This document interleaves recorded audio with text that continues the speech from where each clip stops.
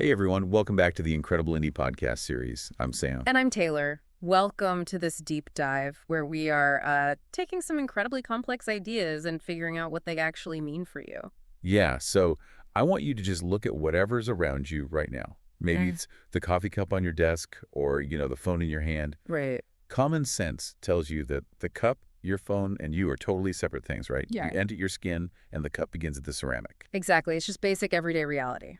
But what if I told you that the 2022 Nobel Prize in Physics actually proved that our entire foundational concept of separation is basically a localized illusion? Wow. And even wilder, what if an 8th century Indian philosopher actually beat those Nobel laureates to that exact conclusion by over 1,000 years? I mean, it sounds like the setup to a science fiction novel, but this is a very real, a very grounded comparison.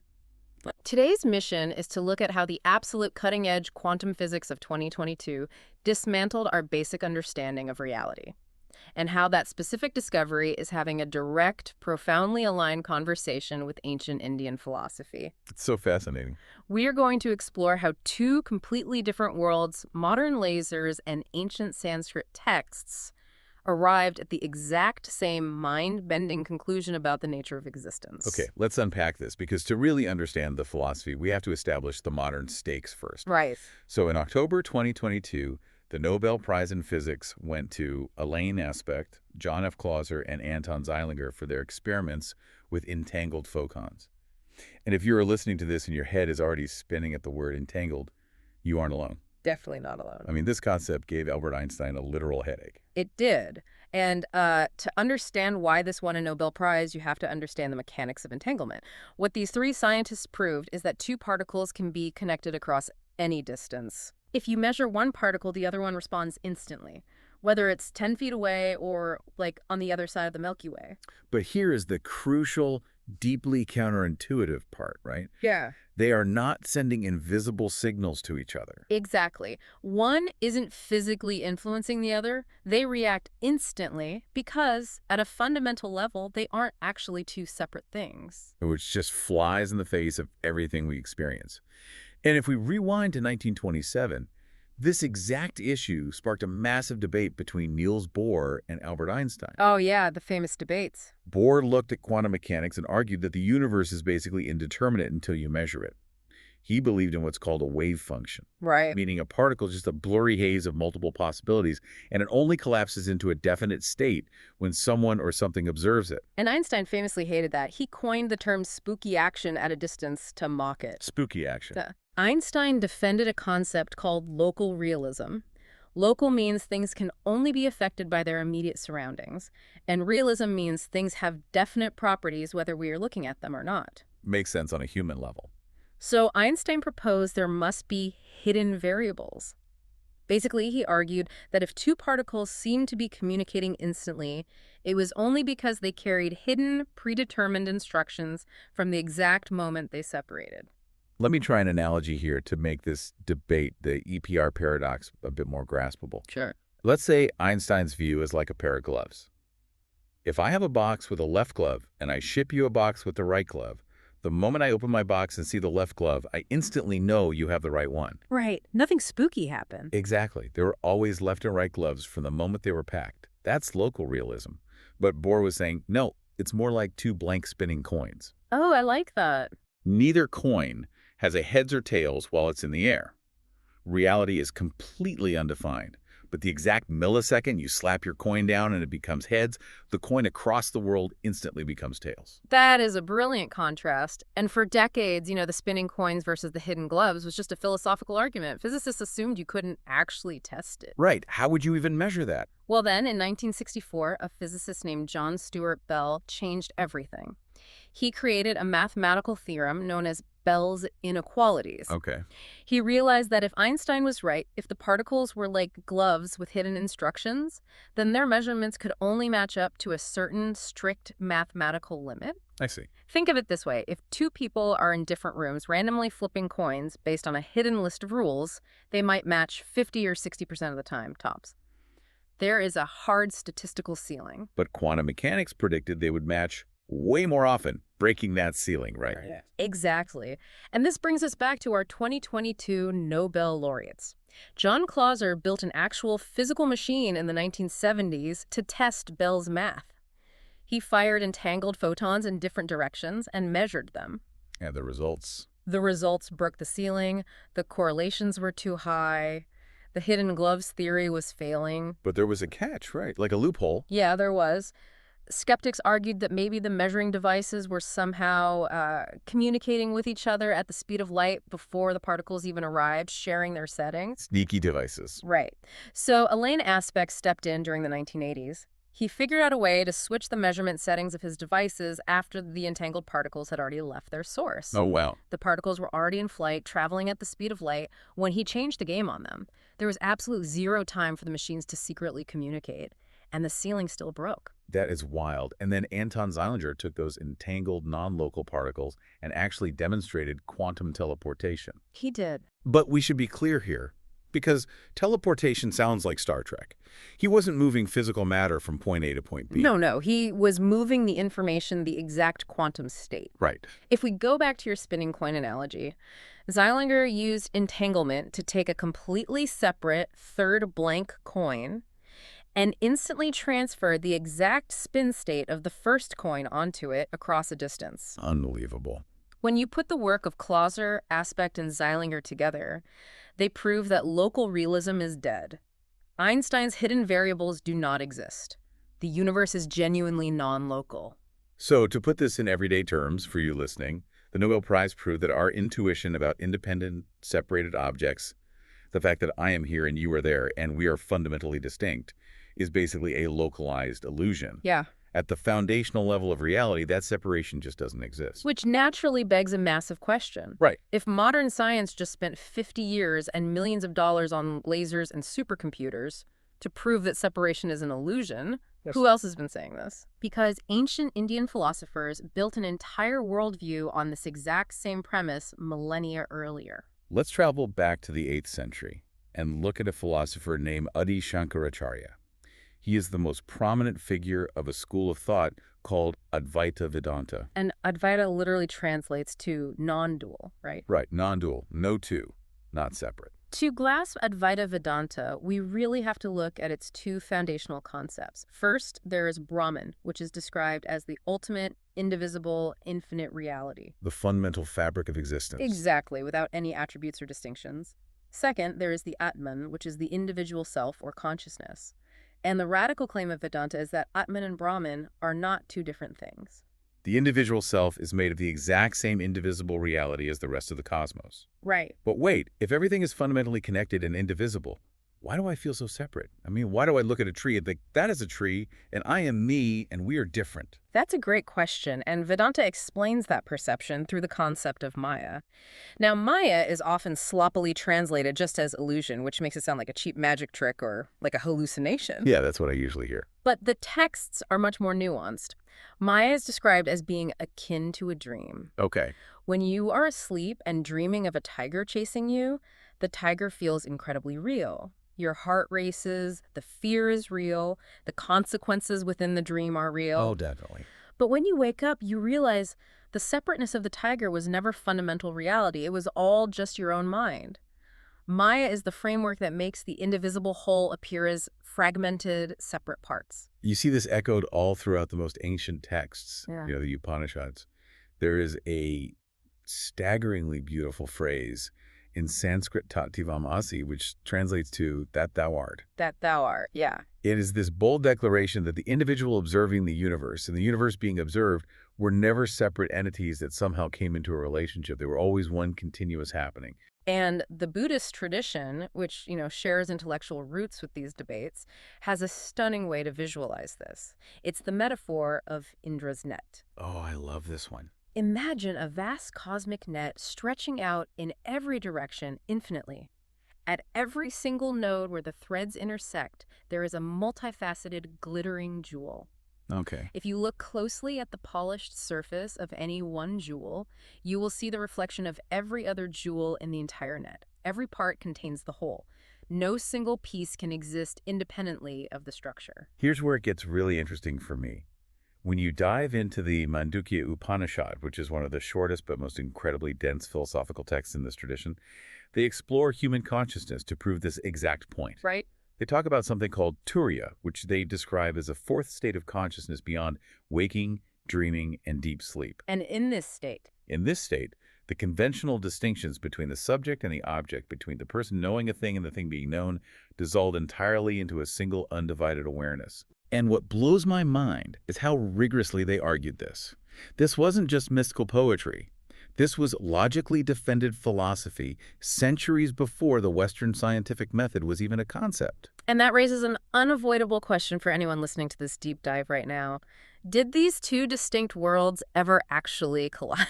Yeah. Did the physicists uncovering the math of quantum mechanics in the 1920s ever sit down and read these ancient monks? Right, because it's incredibly easy to dismiss this as just a modern retrospective matching game where people on the internet mash up science and spirituality to sound deep. I used to think it was just internet hype, but the historical reality is astonishing. The actual founders of quantum physics were actively explicitly reading these ancient texts to try and make sense of their own equations. Seriously. Yeah. Erwin Schrödinger, the guy famous for the cat-in-the-box thought experiment, was deeply influenced by Advaita Vedanta. In his 1944 book, What is Life, he wrote extensively about the unity of consciousness, arguing that the pluralization of minds is an illusion. He was directly pulling from the Upanishads to explain the non-local universe his math was revealing. That's incredible. And Werner Heisenberg, another giant of quantum mechanics, took it even further. He actually traveled to Calcutta in 1929 specifically to meet with the great Indian philosopher and Nobel laureate Rabindranath Tagore. No way. Yeah. Heisenberg later wrote about how those conversations were a tremendous source of comfort to him.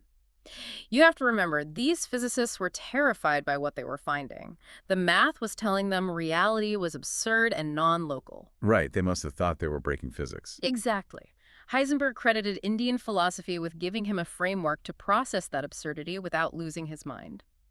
Then you have David Bohm, another brilliant quantum theorist, who developed his theory of the implicate order in continuous recorded dialogue with the Vedantic tradition. We also have to highlight the renowned Indian scientists who were on the front lines of this physics, like Satyendranath Bose, whose work alongside Einstein gave us the Bose-Einstein condensate, and who the boson particle is actually named after, and the nuclear physicist Raja Ramana. Absolutely. They explicitly noted that the discoveries of quantum mechanics were essentially validating the old Vedantic truths they had grown up with. Their particle accelerators and their chalkboards were pointing in the exact same direction as their ancestors' texts. What's fascinating here is that these weren't casual hobbyists dabbling in exotic ideas. These were serious Nobel-caliber physicists recognizing that ancient Indian philosophy was engaged in a shared foundational inquiry into the absolute nature of reality. Okay, so what does this all mean for us? Because I have to jump in here and push back on behalf of anyone listening. Sure, let's hear it. If my consciousness is fundamentally connected to the universe, does that mean human consciousness literally controls physical reality? Like if I concentrate hard enough, can I quantum entangle my car keys so I never lose them? That is exactly why we need to pump the brakes. It is crucial to define the honest limits of this comparison. Just because the physics and the philosophy rhyme does not mean they are writing the exact same poem. Right. We have to maintain absolute intellectual rigor here and avoid those massive pseudoscientific leaps. The sources we are looking at are very careful to draw lines. Let's walk through how those limits actually work. Yeah. The first major hurdle is what physicists call the observer effect. In quantum mechanics, we talk about how observation collapses the wave function, forcing our spinning coin to finally land on heads or tails. But to a physicist, an observer does not mean a conscious human being with a soul. Right, it doesn't have to be a person. No, an observer can just be a piece of photographic film, a mechanical detector, or even a stray photon bumping into the experiment. It is simply a physical interaction that forces a particle to pick a state. But Advaita Vedanta claims that consciousness itself is the fundamental ground of reality. Exactly. Quantum physics is not claiming that the universe requires human consciousness to exist. That makes perfect sense. The camera takes the picture, whether I'm holding it or not. Right. The second limit is about the speed of light. We talked about how entangled particles react instantly, breaking the speed limit of the universe. So why can't we use that to send messages? Because the reaction is perfectly random. If you measure an entangled photon, you have a 50-50 chance of getting an upspin or a downspin. The photon across the galaxy will instantly do the opposite. Okay. But because you cannot choose which spin you get, you cannot use it to encode a message. You can't tap out Morse code. It is non-local, which is incredible, but it does not violate relativity by sending usable data faster than light. It is absolutely not the same thing as universal spiritual telepathy. But consider this. If everything is fundamentally connected at the quantum level, why don't I feel entangled with the chair I'm sitting on right now? Yeah. I mean, why is the illusion so convincing to my everyday senses? That brings us to the third limit, the scale problem. Quantum entanglement is a fragile phenomenon proven at the subatomic scale with isolated photons and electrons. But in our everyday life, at the macroscopic scale, these quantum effects are destroyed by a process called decoherence. Let's unpack decoherence, because that sounds like heavy jargon. It does. Think of a quantum superposition like a perfectly synchronized, incredibly delicate waltz between two dancers in an empty room. They are totally connected in their movements. Okay, I'm picturing it. Decoherence is what happens when you suddenly drop 10,000 people onto that dance floor. The crowd bumps into the dancers, stepping on their toes, ruining the coordination. Oh, that makes a lot of sense. In physical world, billions of air molecules and photons are constantly bumping into everyday objects. That massive, noisy interaction ruins the delicate quantum connection, forcing macroscopic objects to act like normal, separate things. That's why your chair doesn't exist in a blurry quantum state. Exactly. Vedanta, however, makes claims about reality at all scales, including the noisy human scale. And the final limit is simply how they get to their answers. Physics uses empirical, falsifiable math. If Clauser's experiment had shown a correlation of 50%, Bill's theorem would have proven Einstein right, and quantum mechanics would have been sent back to the drawing board. Yep. Indian philosophy relies on textual interpretation, rigorous logic, and contemplative subjective experience. They are totally different tools aimed at the same mountain. So, having stated those disclaimers and drawn those boundaries, where does that actually leave us? What is the genuine shared truth that survives this rigorous scrutiny? What's the takeaway?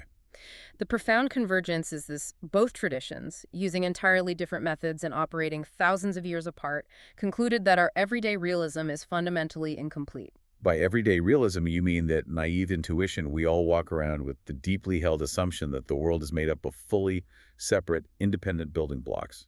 Yes, both modern quantum physics and ancient Advaita Vedanta are screaming at us that the default picture we have of a world filled with isolated independent objects is not the whole story of what is actually there. Right. The math and the meditation agree separateness is not the fundamental truth of the universe. And what I absolutely love about this deep dive is that this isn't just theory locked away in a university library. Yeah. You can physically walk this intellectual landscape in India today.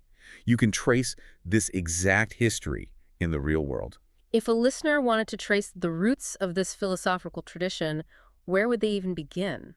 You would start in Rishikesh. It sits right on the banks of the Ganges where the river descends from the Himalayas. It isn't just a scenic spot. It is the most accessible living center of Vedantic learning today. Oh, wow. There are ashrams there with scholarly lineages tracing directly back to Adi Shankaracharya. People are sitting there right now debating the exact nature of Maya and Brahman. That's incredible. Then you have to travel to Varanasi. This is a 3,000-year-old hub of Sanskrit scholarship. Yeah. This is where the most intense, rigorously argued philosophical debates in ancient history actually happened, shaping the non-dualistic thought we've been discussing. And to trace the scientific side of this parallel, You look at Ahmedabad and the state of Gujarat.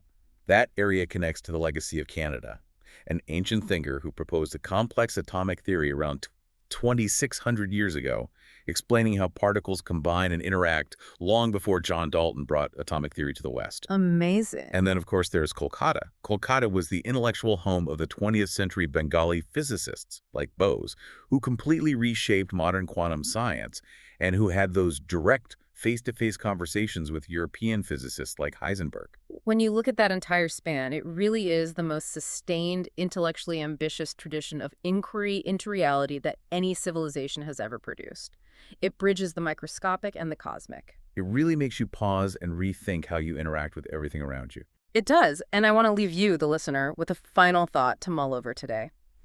As you navigate your day, as you look at the separate objects around you, your phone sitting on the desk, the coffee cup in your hand, the strangers passing by on the street, what does it change in you? Yeah. How does it shift your perspective, your empathy, or your sense of place in the universe to know that both the world's most rigorously advanced physics and its most deeply contemplated ancient philosophies agree that the separateness you are looking at is, at its most fundamental level, an illusion? If you decide to travel to India, we have a recommendation.